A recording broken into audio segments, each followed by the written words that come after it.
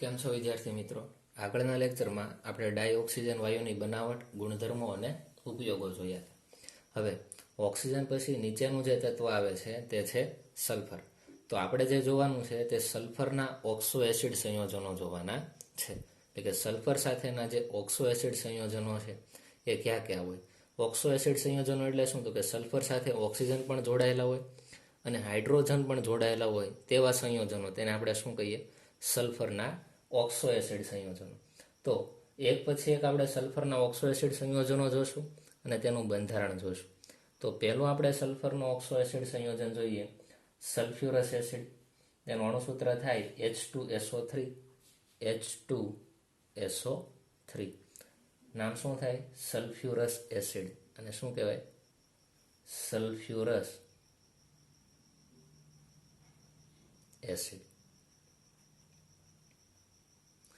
આનું આપણે બંધારણ જોઈએ કઈ રીતે થાય. જો આગળ જેમ આપણે ફોસ્ફરસના ઓક્સો એસિડ સંયોજનો જોતા હતા, સેમ એવી જ રીતે તેનું એક બંધારણ તો આમાં કોમન જ આવશે કે સલ્ફર છે એક ડબલ બોન્ડ ઓક્સિજનથી તો જોડાયેલો જ હશે અને સાથે સાથે OH થી પણ જોડાયેલો હશે.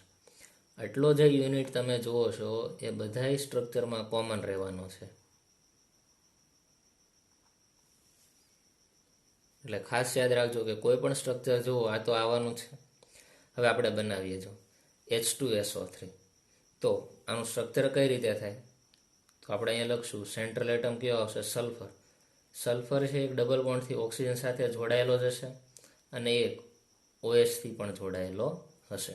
એટલું કોમન થઈ ગયું. હવે જુઓ તો ઓક્સિજન કેટલા વધ્યા? તો કે 3 ઓક્સિજન છે, એમાંથી 2 ઓક્સિજનનો આપણે ઉપયોગ કરી નાખ્યો. તો અહીંયા વધશે કેટલા? 3માંથી 2નો ઉપયોગ થઈ ગયો. તો હવે હજી એક વધશે, તો આપણે અહીંયા લખીએ હજી એક ઓક્સિજન છે. હાઇડ્રોજન કેટલા છે? 2. કેટલાનો ઉપયોગ કર્યો? 1નો. કેટલા વધ્યા? 1 હાઇડ્રોજન વધ્યો. તો આખું સ્ટ્રક્ચર તૈયાર થઈ ગયું. પણ સલ્ફરની બાહ્યતમ કક્ષામાં 6 ઇલેક્ટ્રોન હોય એટલે મેક્સિમમની 6 બોન્ડ બનાવે. કેટલા બનાવે? 6. અહીંયા કેટલા બોન્ડ બનાવ્યા? 1, 2, 3 અને 4. એનો અર્થ એવો કે 2 ઇલેક્ટ્રોન છે એ બંધમાં ભાગ લેતા નથી. તો એ કયા સ્વરૂપે હોય? લોન પેર સ્વરૂપે હોય. તો એને આપણે લખવું હોય તો જો આ રીતે લખાય કે સલ્ફર પાસે એક શું હશે? લોન પેર હશે. બીજું શું હશે? તો કે OH. અહીંયા શું આવશે? OH અને ડબલ બોન્ડ ઓક્સિજન. તો આખું સ્ટ્રક્ચર તૈયાર થઈ ગયું. કે સલ્ફર મેક્સિમમ આપણને 6 બોન્ડ બનાવીને આપે, બરાબર, પણ અહીંયા 4 બોન્ડ બનાવે છે. એનો અર્થ એવો થાય કે 2 ઇલેક્ટ્રોન છે એ બંધમાં ભાગ લેતા નથી. એટલે કયા સ્વરૂપે હોય? અહીંયા લોન પેર સ્વરૂપે જોવા મળશે. તો પહેલું થયું સલ્ફ્યુરસ એસિડ, એનું આ રીતનું સ્ટ્રક્ચર બનશે. આગળ વધીએ. બીજું સલ્ફ્યુરિક એસિડ. આ તો તમને આવડે છે, H2SO4. બનાવીએ સ્ટ્રક્ચર. જો પહેલાં તો એક કોમન લખશું, સલ્ફર ડબલ બોન્ડ ઓક્સિજન અને શું આવશે? OH. એટલું કોમન થઈ ગયું. હવે જોઈએ. જો હાઇડ્રોજન કેટલા છે? 2. ઓક્સિજન કેટલા છે? 4. 4માંથી 2 ઓક્સિજનનો ઉપયોગ કરી નાખ્યો. બીજા આપણે 2 ઓક્સિજન લખી નાખીએ. આ રીતે ઓક્સિજન લખી નાખ્યા. હાઇડ્રોજનની સંખ્યા આપણે જોઈએ. જો હાઇડ્રોજનની સંખ્યા 2 છે તો એક હાઇડ્રોજન અહીંયા મૂકી દઈએ, બરાબર. હવે જો તો સલ્ફર મેક્સિમમ કેટલા બોન્ડ બનાવે? 6. બન્યા કેટલા? 1, 2, 3, 4, 5. તો ઓક્સિજન છેડે છેડે ડબલ બોન્ડથી જોડાયેલો. તો આ રીતે આખું સ્ટ્રક્ચર કમ્પ્લીટ થાય. તો આ શું થઈ ગયું? H2SO4નું બંધારણ.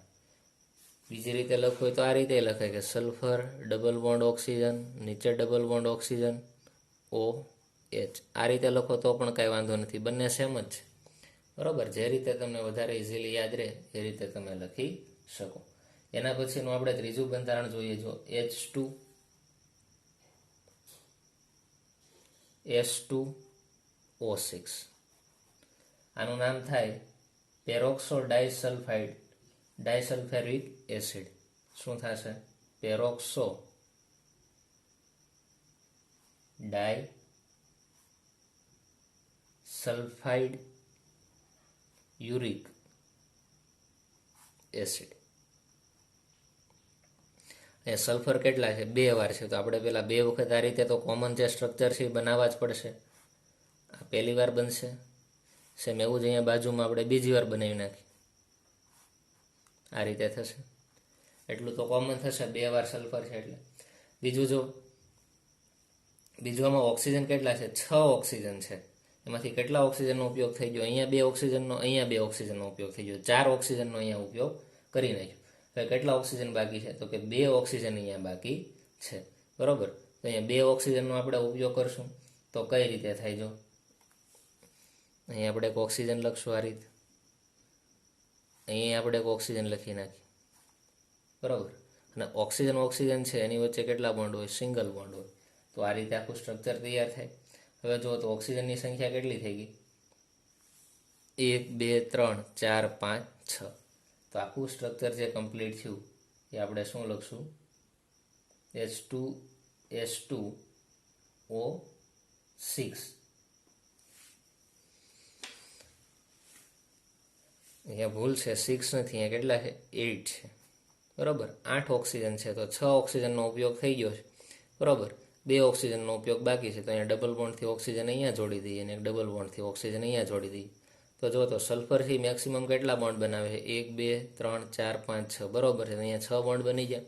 અહીંયા જો તો 1 2 3 4 5 6. તો અહીંયા કેટલા બોન્ડ બની ગયા? 6 બોન્ડ બની ગયા. એટલે સલ્ફર 6 કરતાં વધારે બોન્ડ ન બનાવે, પણ ખાસ ધ્યાન રાખવું. અહીંયા ઓક્સિજનની સંખ્યા કેટલી છે? 8 છે. બરાબર, ભૂલાય નહીં. એના પછીનું આપણે જોઈએ. જો એના પછીનું એક એક્ઝામ્પલ છે H2S2O7. તો અહીંયા પાછા આપણે 2 કોમન યુનિટ છે આપણે લખી નાખશું. સલ્ફર છે એક ડબલ બોન્ડથી ઓક્સિજન સાથે જોડાયેલો હશે. અહીંયા આપણે શું લખશું? ડબલ બોન્ડ ઓક્સિજનથી જોડાયેલો હશે. એક શું હશે? OH. અહીંયા પણ હશે OH હશે. બરાબર. હવે જો તો ઓક્સિજનની સંખ્યા કેટલી છે? 7 છે.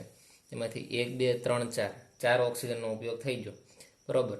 હજી એક આપણે ઓક્સિજન લખીએ. જો 4, આ 5મો ઓક્સિજન અહીંયા જોડાય, અહીંયા 6ઠ્ઠો ઓક્સિજન અહીંયા જોડાય.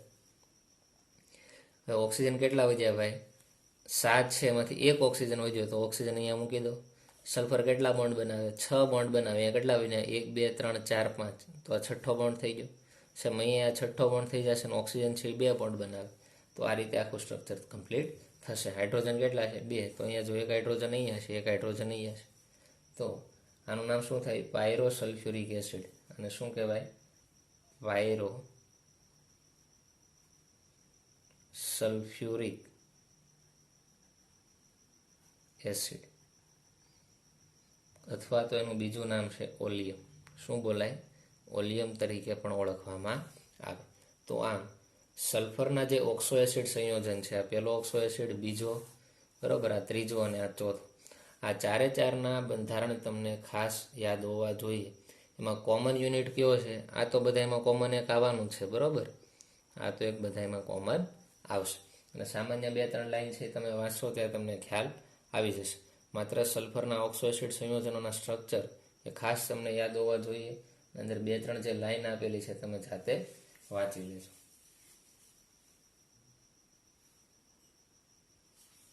ત્યાર પછી આપણે આગળ વધીએ. તેના પછીનો ક્વેશ્ચન આવે છે કે સાંદ્ર સલ્ફ્યુરિક એસિડ H2SO4, તેની બનાવટ, તેના ભૌતિક અને રાસાયણિક ગુણધર્મોનો ઉપયોગો લખો.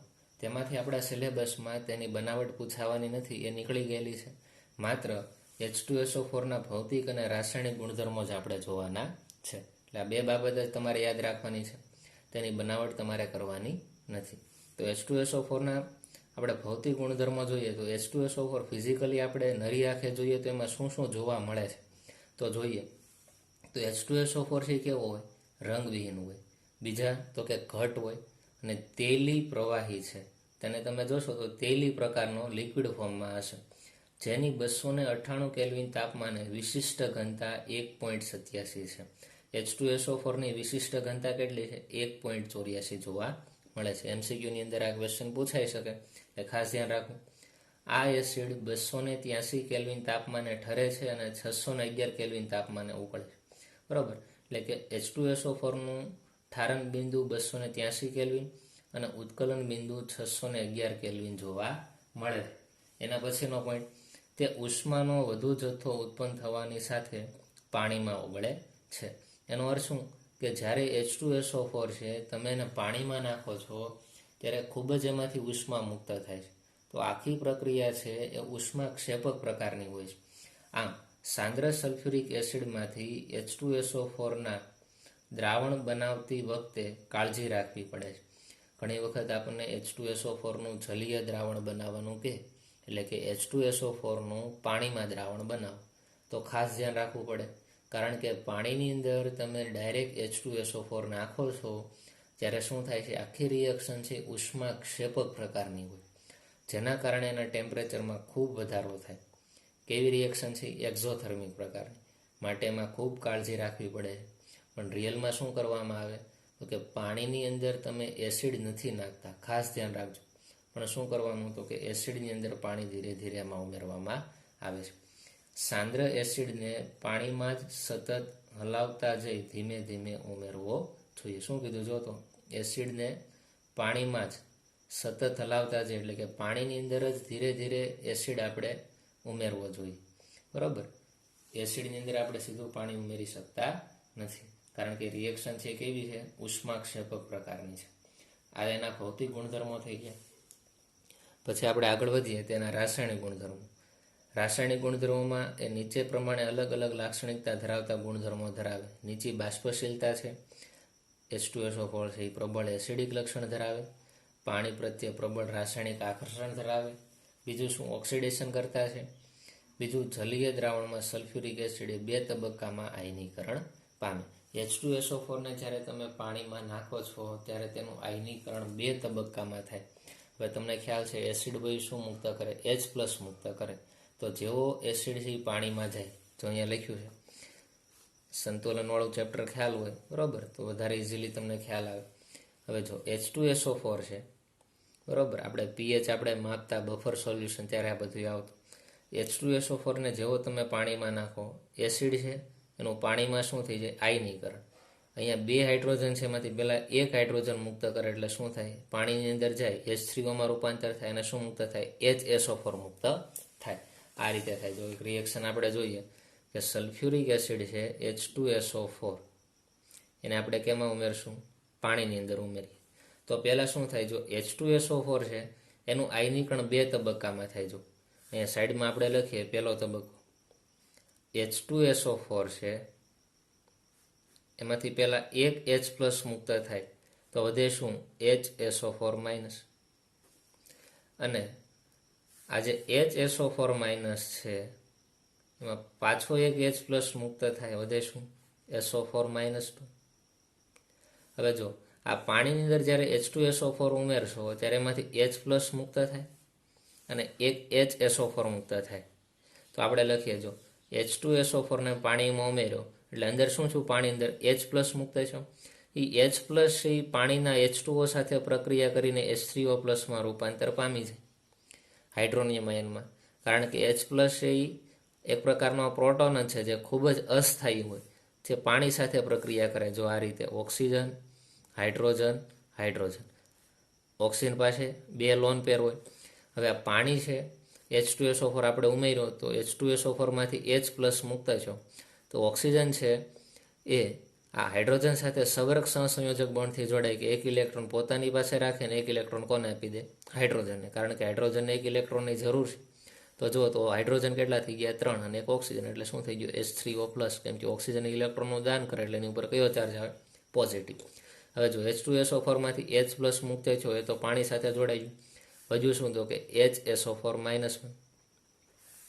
બરાબર, પાછું આપણે આ HSO4-1 છે એ પાણીની અંદર જ છે, તો પાછું શું થાય, જો HSO4-1 પાછો H+ મુક્ત કરે, એ પાછો પાણી સાથે જોડાઈને શું બનાવી દે, H3O+, અને હજુ શું તો કે SO4-2. બરાબર, આ રીતે 2 તબક્કામાં રિએક્શન થશે.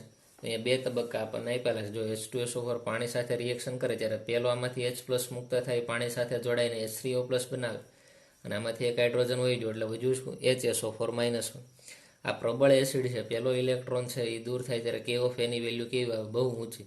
બરાબર, એનો અર્થ એવો કે K ઓફ એનું વેલ્યુ વધે એટલે કે એસિડિકતા કેવી હોય, વધારે હોય. હવે આની પાસે 1 H વહી ગયો એટલે વધુ શું, HSO4-1. આ HSO4-1 છે એ પાણીની અંદર પાછો શું કરે તો કે પાછો H+ મુક્ત કરે, એ પાણી સાથે જોડાઈને પાછો H3O+ બનાવી દે, એમાંથી પાછો હાઇડ્રોજન વયો જાય, વધે શું, SO4-.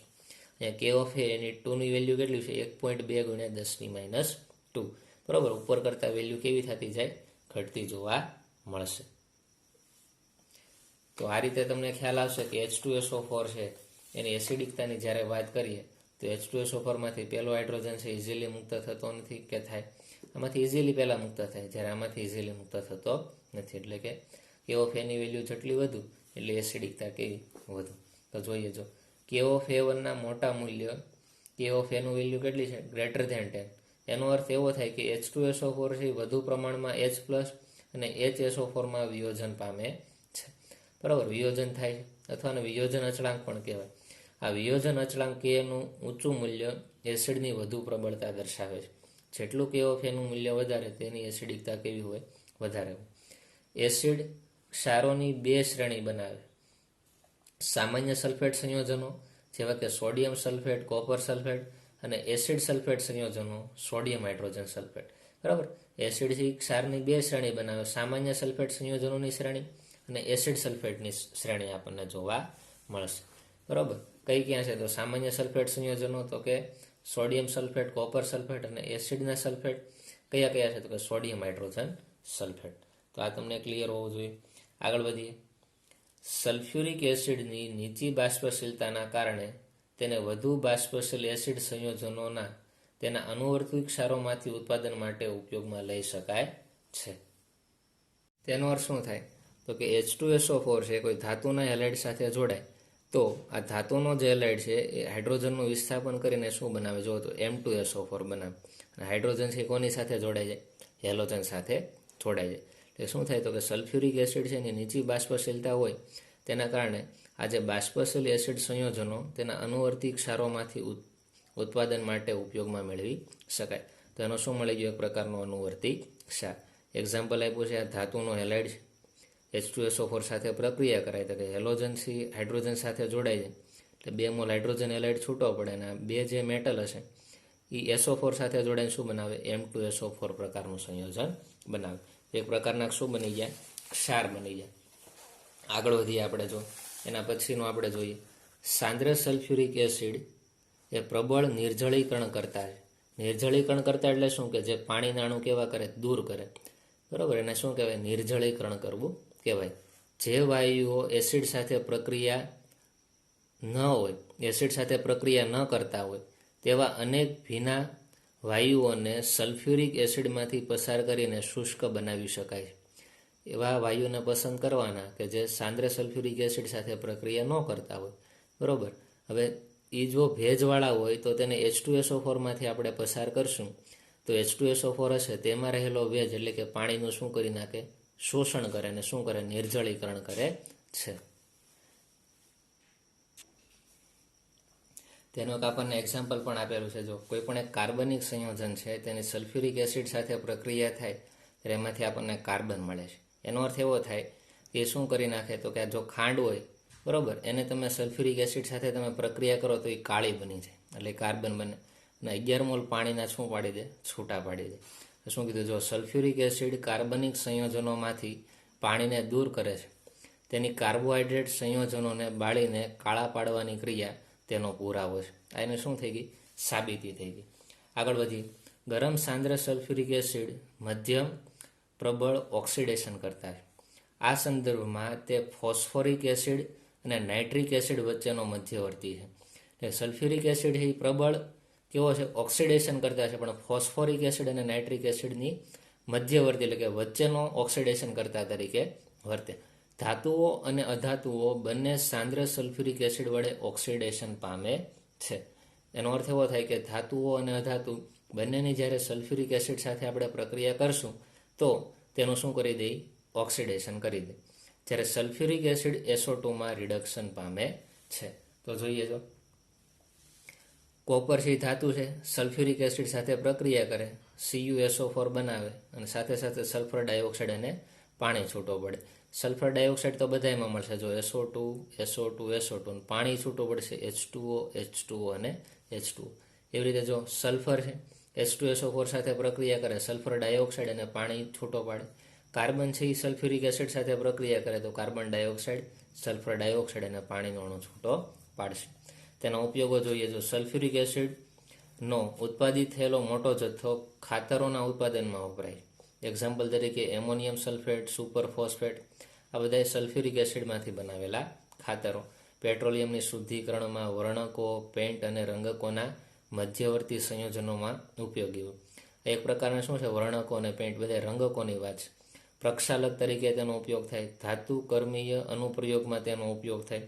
સંગ્રાહક કોષમાં એનો ઉપયોગ થશે. બીજું શું છે, નાઇટ્રોસેલ્યુલોઝ નિપજોના ઉત્પાદનમાં અને પ્રયોગશાળામાં પ્રક્રિયક તરીકે પણ તેનો ઉપયોગ થશે. આમાં આપણે H2SO4ના ગુણધર્મો, ભૌતિક અને રાસાયણિક ગુણધર્મો જ કરવાના કીધા છે, છતાં ઉપયોગો તમે 1-2 વાર વાંચી લેજો.